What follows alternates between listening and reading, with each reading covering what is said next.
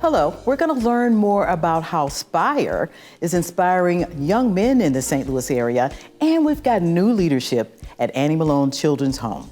Come on back.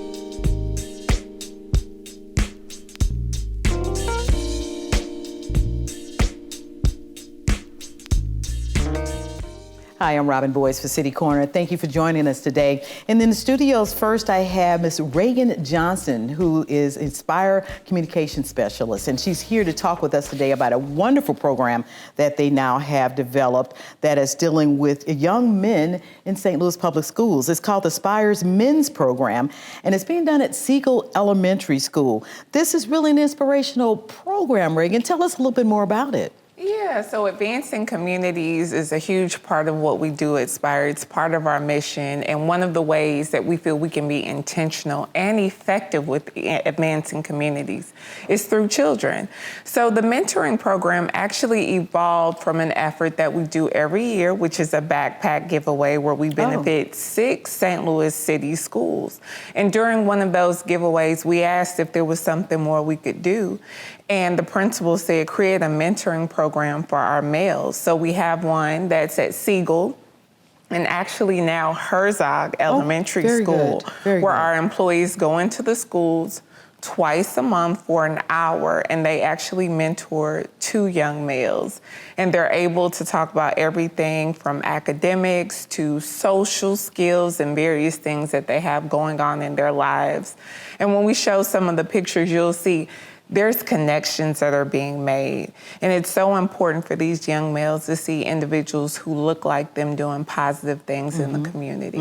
I can imagine some of the young men that the mentors are sitting down with are being influenced by the fact that, oh, wow, this person works for the gas company that keeps my home heated. And when I see those guys come in from those trucks, or when they go down in the basement to fix the furnace or fix the whatever's going on with the piping, that's inspiring for those young people to then sit down with an individual who does that kind of work then. You're absolutely right. I mean, it's about exposure, right? And it's also about us connecting to the community. When you see those white trucks with that big orange logo, we want to humanize the people who are in the trucks and the company that is actually bringing heat, warm water to your home. So this is a great way for them not only to inspire and influence the young men, but possibly give them a career choice down the line. Now, I was going to say, isn't that also kind of the answer for Spire? Because the utility companies that we have here in the St. Louis area, the biggest thing that they're talking about right now, even pre-pandemic, was the fact that a lot of folks are retiring and they really need to fill these jobs back up. So what you all are doing is also a movement in that direction and making sure that young people are inspired by, he said he was an engineer. What does it take to get into that? And then following through on it? Yeah. So there's opportunities to be a gas man or a gas woman, but we don't typically grow up thinking about that as an option. We think about becoming athletes or becoming a doctor. This is another opportunity to support yourself and your family down the line. So of course that's a way to support the talent pipeline for us as well, to inspire the next gas man or gas woman, because eventually we want the mentoring program to also impact young girls as well. This is just the beginning and where we're starting, but you're absolutely right. Great. So you had an individual for one of the schools where you all were doing some giveaways, and that principal said that we got to do something different here. Yeah. And we're always looking for opportunities. I just want to clarify that this is a part of a larger effort for us to really impact the community through youth. You talked earlier about Annie Malone will be on the show later on. And we did a coat giveaway in December where we donated 500 coats, and those coats primarily impacted Annie Malone. We're always thinking bigger. We'll have a market at one of the schools, the St. Louis City schools, and we hope to come back and talk about that, where families can come in and they can get toiletries, they can get food free of cost because that school actually has a 30% population that's homeless. So we're always thinking of ways to partner with the community to really make an impact. And children are so special. They're such a vulnerable part of our community. So we want to be able to support in ways that are really impactful. What are some of the other things that Spire has done to try to inspire young people, or families for that matter, those families that they take care of here in the region? No, absolutely. So another thing we did, we created a relaxation room at one of the schools. Really? Yeah, in the city at Walbridge Elementary, we created a school. And, you know, we all think about going through the pandemic, and even before that, how important mental health is. So that school reached out and said that that was a great opportunity for us to sort of support the school, was to create this room. But we also have energy assistance programs. LIHEAP is also going on right now, and it'll go through March. So we work with our community action agencies to partner and make sure that our customers and people who are using utilities know that this federal assistance is available. We have our Dollar Help program where our customers contribute $1 and we match it to support people who are struggling with their natural gas bills. So we're always thinking of what are some great ways to make sure people have access to the energy that they need when they need it most. And then even outside of that, what are ways that we can support so people can just live safe and protected and warm in their day-to-day lives. Now, is there a committee of employees that come together with the hires up of Spire and say, these are some of the things we should be doing that can make a difference, that have probably implemented some of these programs in the past? So our employees are our greatest ambassadors. I really have to shout out Rex Thompson, who is our employee engagement specialist, who is really out in the community talking to the schools. He's also one of our mentors. Great. So he is bringing back some of these ideas to leadership. And of course, our employees are our greatest ambassadors, right? Our personal experiences, the things that we value and we're really passionate about. We bring that back to our colleagues to really talk about ways that we can be impactful, that maybe we're already involved in our personal lives, but are thinking of ways that with the company's backing, we can have a more significant impact. This is great. Now, you're with Spire now, and you've had a great opportunity to work with this organization. At Spire and other utility companies are one of those kinds of companies that a lot of us would sit back and say, oh, I would love to work for them. That's a good steady gig. Getting onto Spire, was this something that you had inspired to do, or it was a job that was an opportunity and you moved on into it? And what is it like working for a company like that? Yeah, so I've worked with St. Louis-based companies my entire career. It actually started off at Harris-Stowe State University. Really? So Okay. shout out to the Hornets. Yes. Yeah. Started there. After that, went to work for Monsanto, which is now Bayer. And part of it, honestly, Robin, is I love this region. I love finding ways to support this region. And I find that working for St. Louis-based companies gives me an opportunity to have an impact on this region outside of what I do day to day. That is great. So with Spire, you get a chance to tell the stories about Spire then. Tell us a little bit about that, your assignment to get the word out about what good things Spire is doing in the community. Yeah, so as a public communications manager, I'm really on the front lines, making sure that we're really getting the right information out to the public. And I'm also talking to the public to make sure we have the right information so we can create those synergies, we can have collaboration along the way. I mean, it's critical to have, I think, someone on the front lines who cares about this community and is also passionate about the company that they work for. I think one of the things that people don't know is that Spire has all of these assistance programs. And outside of that, we have our Spire Serves community outreach program where we not only donate, but we volunteer time and resources. Some of the great projects that we were able to do this past year was support the cemetery. Oh gosh, what is the name of the cemetery that is out in? Out in Bridgeton area. Out in the Bridgeton area. So we near the airport. Yeah, near the airport. We were able to help using some of our technology to identify some of the markers out there, so people know where their families are buried. How And we're interesting. doing this not just in St. Louis. I want to be clear that we're doing this in all of our service areas. We're volunteering with hospitals. We're also cleaning up rivers in Kansas City. We have a great partnership with Forest Relief. We have a great partnership with the Girl Scouts. So we are touching communities in so many different ways. And that's part of the reason I'm really proud to work for this company and wear the bright orange shirt that everybody can recognize. I love it. It's great when we have service calls, in the neighborhood or whatever, and then we'll see everybody come outside, get out the truck. And I remember the changeover from Laclede gas to Spire. Yeah. And I said, well, they sure do look absolutely, bright. You will not be able to miss these workers coming to the door. How was that transition, leaving the Laclede gas? Because a lot of folks were, it had been here for hundreds of years, forever. Yeah. And then Spire they made the name change move. What was that movement like? Was it disruptive?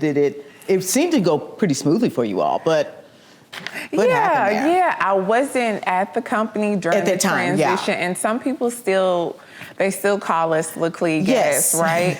But it was more of a name change because we acquired companies in other service areas, and we wanted to feel like one company.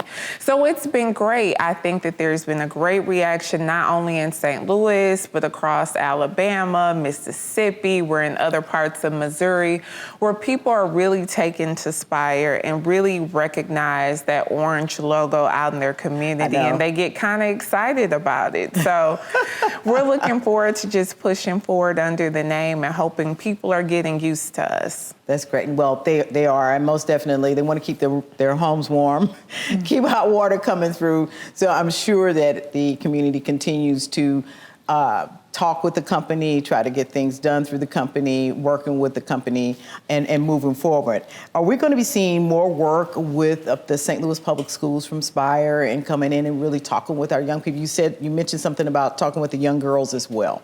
Yeah, this won't stop. This is a natural part of who we are. I talked about the market that will be in one of the schools. We hope to open that up at the end of February, and want to come back and talk to you all about that. Maybe bring someone from the school to talk about the impact. Maybe by that time we'll be able to have more people. Hopefully, right?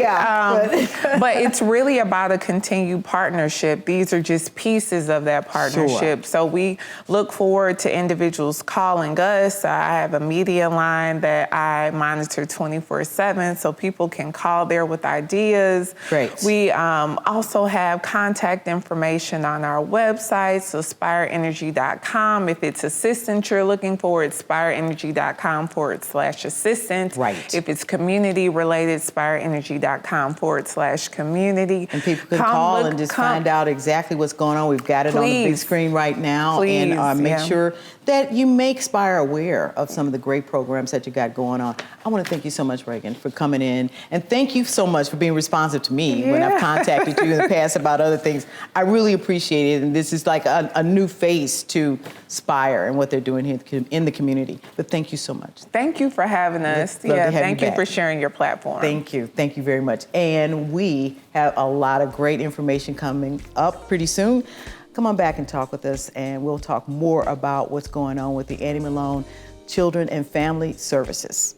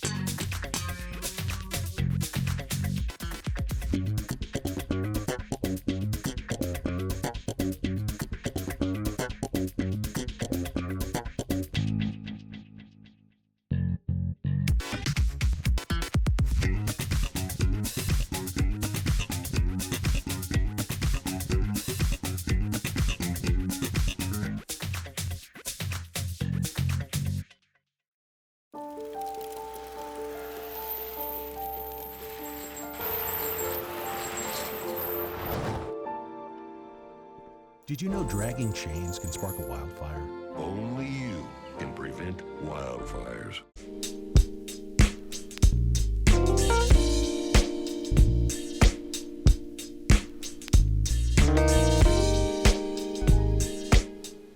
And welcome back to City Corner. I'm Robin Boyce, and in the studios with me right now is the new interim CEO of the Annie Malone Family and Children's Services, Miss Keisha Lee. How are you, ma'am? I am fabulous. I am so proud of you for stepping into some big shoes over there at Annie Malone. How are things going right now with Annie Malone Children and Family Services? Things are going good. You know, just like any change in leadership, we're moving forward and just getting things lined up. But the goal is to make a bigger impact in the programs that we do and service more people, but also bring back that community feel. Yes. I am so big on family and community, and it takes a village, and that's what I'm about. So really want to bring that back. I would have to say that I've been involved with Annie Malone for many years. This was way before the parade, and in fact, Benita Cornute and I used to MC it together over the Chase. That was a lot of fun, and that was that community home feel that Annie Malone's organization had. And just sitting down with Jean Neal, who was formerly the CEO over there, and getting a chance to create with her and find other avenues to help build what's going on over there. A lot of people for years really didn't understand what Annie Malone Children's Home did. Tell us, the audience, for those who don't really understand what that organization's all about. Everyone know about the parade and they know that we service children, but it's so much more than that. You know, in order to be impactful in a child's life, you have to be able to service and provide the need for everyone that's in that child's life. So that's grandmother, mother, whomever, working with the schools and things like that. So we have our crisis center, and we get kids in there in the middle of the night or what have you. Parents may have just been killed or overdosed on drugs, or for grandmother needs temporary housing for the grandchild she's taking care of because she has to go into the hospital or something. It's more preventative service, and also it's an emergency placement. You know, there's no handbook to parenting. So sometimes we get calls from parents that are like, you know, I just can't take it. I'm in a situation right now. We're like, bring the babies on to us. Just don't hurt them, bring them to us, and we're going to connect you with our parenting program. So we have a parenting program that also helps parents that are in distress. Those that may have lost their kids to the system, because no one's perfect. Everyone go through something in their life. They do home visits, and they go to court with them, and they help reunify them with their kids. Then we also have that parenting program that helps prevention services as well. We just had a success story of a dad with 8 children, and he's been in the program for 2 years. 8 children? Yes. Wow. And been in the program for 2 years. So we end up going to court with him and things like that, and also got some of his kids back, and we went out. He has an apartment now, and we're fully furnishing the apartment. And I'm telling you, I'm boots to the ground too. I'm out in Bob's picking out furniture, give me those bunk beds and that, because that's so important. But we had a prevention side as well. So those that are at risk of getting their kids taken, what do you need help with? You need help getting a security card, social security card. We're going to take you and help you go get that. We provide bus passes, but they have to work the program. They have stuff to be accountable for, because getting these kids back or keeping them in a home is something we take very seriously. They do parenting programs. We do home visits. We want to see who's all in the home impacting this kid. What is the home like? You know, different things like that. And we offer parent cafe classes as well for the parents. So that's that sector. But also with the opioid epidemic and all the drugs that's surrounding our children right now, is just sad, and they need different ways to cope. So we have an intensive outpatient program that's after school service. We provide the kids with dinner. They get like therapy service, like a round table. They talk about different ways of coping when not using drugs. And some of the times it gets very deep and personal. There'll be some tears shed, and it's so good for them to open up and have that outlet where they have other kids in a room, and it's led by the kids. It's not us telling them what to say, but it's having it open in that free space for them to be able to talk about what they're dealing with and different ways to cope with it besides doing drugs. So it's free transportation. We go pick them up. We give them dinner, bring them to our place, and then take them home as well. So that's the aftercare service that we have. Then we have our Therapeutic School. Okay. So all the kids at our school are on IEPs, individualized education programs. We partner with different districts like SLPS, SSD, KIPP, Confluence, Live for Life. And those kids, if we were not in the area that we're in and providing this service, a lot of those kids will be given 1 hour a day, 5 hours a week of education. And no, we cannot let that happen. Right. We cannot let that happen. Right. So Annie Malone has really come in as a conduit to remedy that situation and make sure that our young people are getting a well-rounded background in not only education but mental health and just really that TLC that they really need. Yes. Every day is not perfect for us, so it's not perfect for our children. And if they're dealing with certain traumas and trying to figure out, you know, how do I deal with what I'm feeling inside and I can't say it. We have calm down rooms. They get to talk to their sometimes they're, you know, regulated and they have to come back down just like any human. They're not throwaway kids. These are our babies and we take care of them any way we can in partnership with the family, in partnership with different resources in the community. We're willing to sit here and do what it takes to make an impact in their child's life and a family life to support their child. See, a lot of people that know that that's what the services that were available through Annie Malone. And we know that it started by this great woman who was one of the first Black millionaires in the state of Missouri and in this country. Miss Annie Malone, Miss Turnbull Malone. And she created an awesome cosmetics business in Port Royal College that was right over there around the corner where Annie Malone Children's Home is right now. Tell us a little bit about Miss Keisha Lee. Who are you? Well, that legacy alone is just powerful, yes, right? It is. It's just, I'm Most so definitely. excited to be doing what I'm doing in this legacy.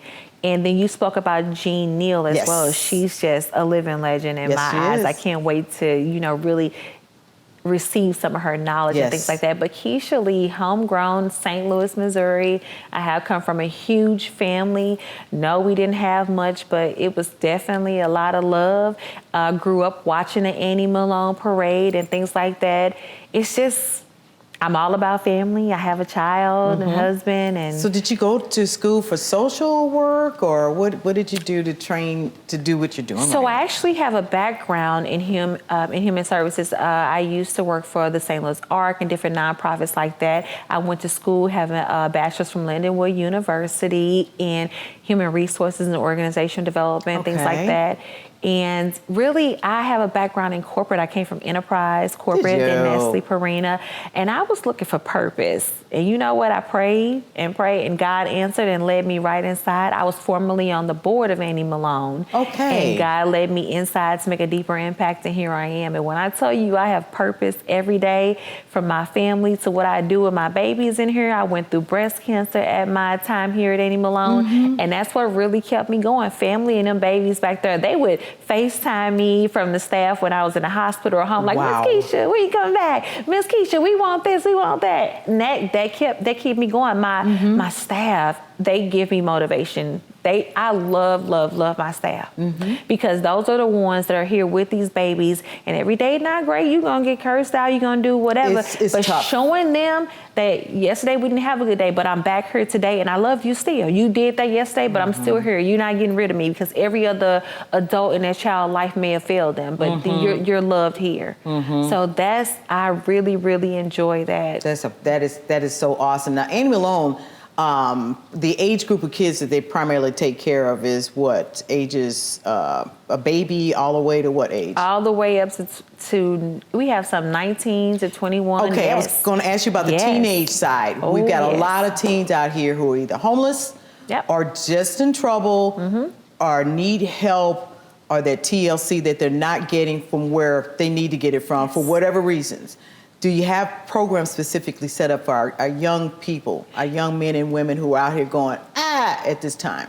Right now, we have emergency placement services and also that intensive outpatient program that we have. Right. So what I'm doing, I'm really want to expand the impact and to reach that homeless youth sector of it. Yes, that's the goal for right now. I'm talking to community partners and those that we have grants through to try to bring that aspect of it into Annie Malone. We previously had the residential facility. Yes, that's what we kind of backed away from that, because during the pandemic we felt we went through a struggle with keeping staff. You know, everyone was afraid. We had it impacted us greatly during the impact. And And then when you're in a crisis situation, people run to the crisis place, and that's us. We didn't shut our doors. We stayed open, but unfortunately, their residential facility did get impacted with staff, so we had to take a step back. No, we're not completely doing away with it. We're looking for another way to bring that back into a safer environment and things like that, and expand that program. So it's here. But let me tell you, we get kids all the time coming up. They want something to eat. If somebody needs to fax something, we open them doors, say, what you need to fax? Come in here. If you need something to eat, we're going to get you something to eat. Go in there and get this. Go get that. Make them a bag. We have kids that we send home with bags of food for the weekend. I had a kid that went door to door and was missing over the weekend, and the teacher called me. I'm on my way to church. I rerouted myself. Come on, let's go find this baby. Really? We found him, and he went door to door because he said people had eaten up all the food that we sent home for him. So you know what we did? We went and got food for the whole family. Here are groceries for the whole family. That way everybody's eating. So you're working it from a holistic perspective. Yes. You have to. If they're hungry and he's hungry, we got to feed everybody. So you like other organizations that I know that pretty much are doing the same thing when it comes to getting violence out of the community, working with families. You're actually helping the whole family when you see that kid's in trouble, because obviously when that baby comes to the porch or the doorstep of Annie Malone, you're going, okay, what's going on at home? Exactly. It's a wraparound services that we provide. And that's why we need people to apply for positions like therapists, teachers.